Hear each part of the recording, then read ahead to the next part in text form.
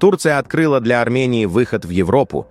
Армения объявила о запуске нового этапа в развитии своей транспортной и внешнеэкономической стратегии, который власти страны называют поворотным для ее региональной и международной роли.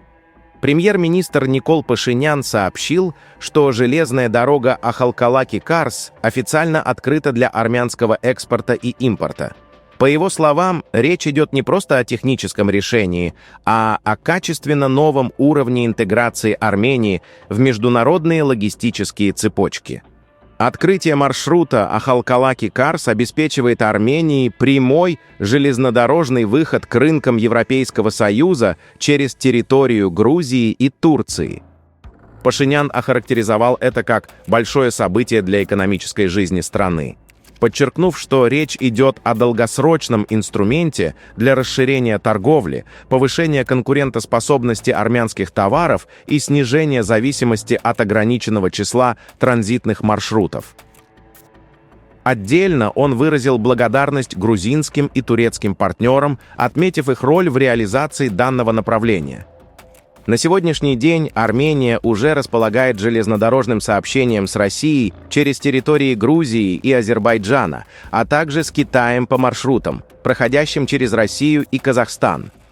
Однако, как подчеркивают в правительстве, выход к Евросоюзу через Ахалкалаки-Карс впервые формирует для Армении полноценный западный вектор железнодорожной логистики. Это, по оценкам властей, открывает новые возможности для экспорта в страны ЕС, привлечения европейских инвестиций и участия в более широких инфраструктурных и торговых инициативах.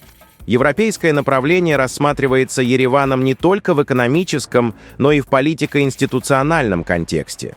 Пашинян ранее заявлял, что Армения и ЕС находятся в активной фазе переговоров по либерализации визового режима, и этот процесс, по его словам, уже перешел в практическую плоскость.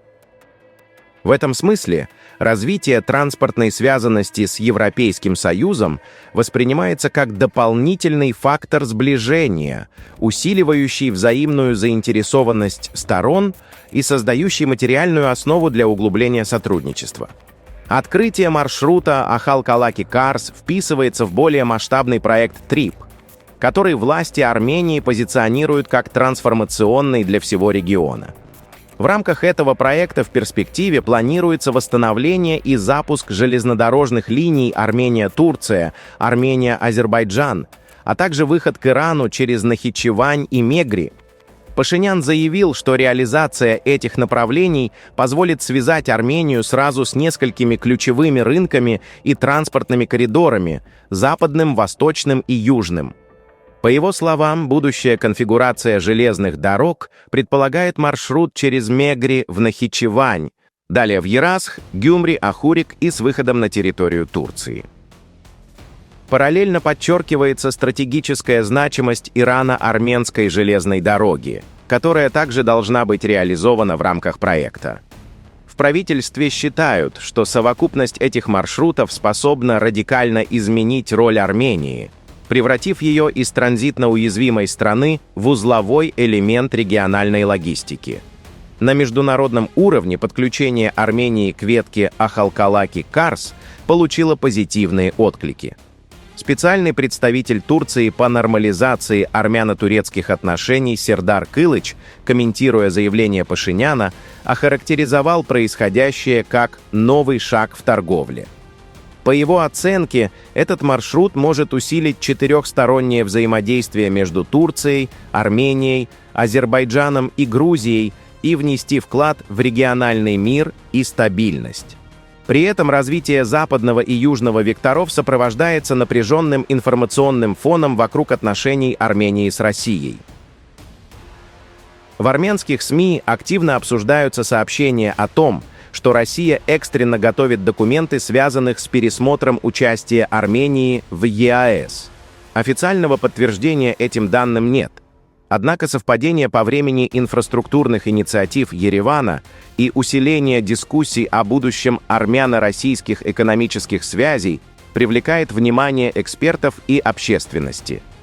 Отметим, что Россия уже ввела санкционные ограничения в отношении Армении, от запрета на ввоз цветов до ограничений на крепкие алкогольные напитки и минеральную воду Джермук. Дополнительный символический акцент Пашинян сделал, опубликовав карту с подписью «Новые железнодорожные возможности Армении», где были обозначены как уже открытые, так и перспективные маршруты. Этот жест был воспринят как демонстрация стратегического видения, в котором Армения стремится диверсифицировать внешние связи, снизить транспортные риски и встроиться в более широкую систему региональных и европейских коммуникаций. В целом, власти страны подчеркивают, что речь идет не о разовом инфраструктурном решении, а о комплексной перестройке экономической географии Армении. В случае успешной реализации проекта ТРИП и связанных с ним инициатив, страна рассчитывает укрепить свои позиции в торговле с Евросоюзом, расширить пространство внешнеполитического маневра и закрепить за собой роль важного транзитного и логистического узла на пересечении Европы, Евразии и Ближнего Востока. На фоне заявлений о расширении железнодорожных и экономических возможностей Армении, внутренняя и внешнеполитическая обстановка вокруг страны остается напряженной. В информационное пространство были вброшены материалы, которые их распространители называют доказательствами масштабного политического вмешательства в армянские процессы.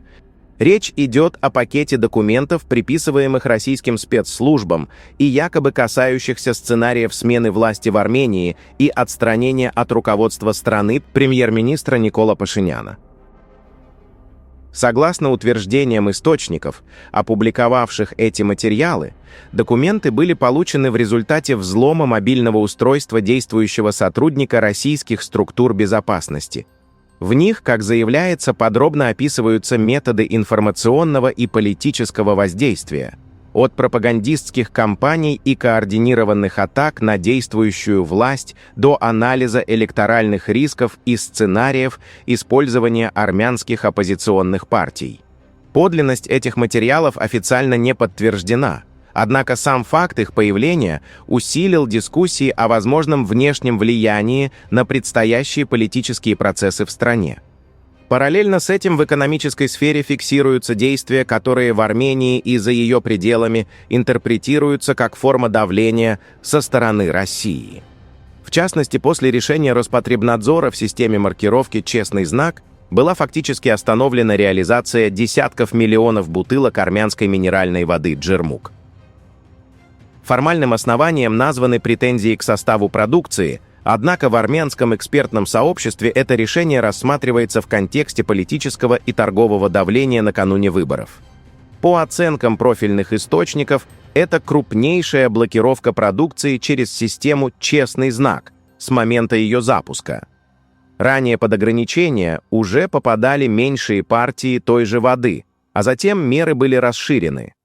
Одновременно ограничения затронули и другие категории армянского экспорта: цветы, отдельные марки коньяка и вина, а также овощи и фрукты, по которым российские надзорные органы начали заявлять о проблемах с качеством. Критики подобных шагов указывают, что инструмент, изначально заявленный как механизм борьбы с контрафактом, все чаще используется в качестве рычага экономического воздействия. На этом фоне в армянском обществе активно обсуждаются и более жесткие сценарии развития событий. В частности, поднимается вопрос о возможности дестабилизации ситуации на армяно-азербайджанской границе в случае провала попыток политического влияния через внутренние механизмы. В подобных рассуждениях фигурирует и имя президента Азербайджана Ильхама Алиева, которого некоторые комментаторы рассматривают как потенциального участника гипотетических сценариев давления. В то же время ряд аналитиков считают подобное развитие событий маловероятным. Аргументируется это тем, что прямое вовлечение Азербайджана в подобные действия сделало бы московский след слишком очевидным и вызвало бы негативную реакцию со стороны США, Европейского Союза и даже Турции, для которых резкая эскалация выглядела бы как дестабилизация всего региона. В этом контексте высказывается мнение, что если провокации и возможны, то скорее в форме односторонних шагов со стороны самой Москвы, без привлечения третьих игроков. Таким образом, политическая и экономическая повестка вокруг Армении все более четко разделяется на два параллельных трека. С одной стороны, попытка Еревана диверсифицировать внешние связи, укрепить сотрудничество с Европейским Союзом и выстроить новые транспортные коридоры. С другой – нарастающий конфликтный фон в отношениях с Россией, проявляющийся как в информационной сфере, так и в торгово-экономических механизмах. Совпадение этих процессов по времени усиливает ощущение системного давления и делает предстоящие политические события в Армении объектом повышенного внимания не только внутри страны, но и за ее пределами. Пишите свое мнение в комментариях и подписывайтесь на наш канал, чтобы не пропускать самые важные новости мира и нашего региона.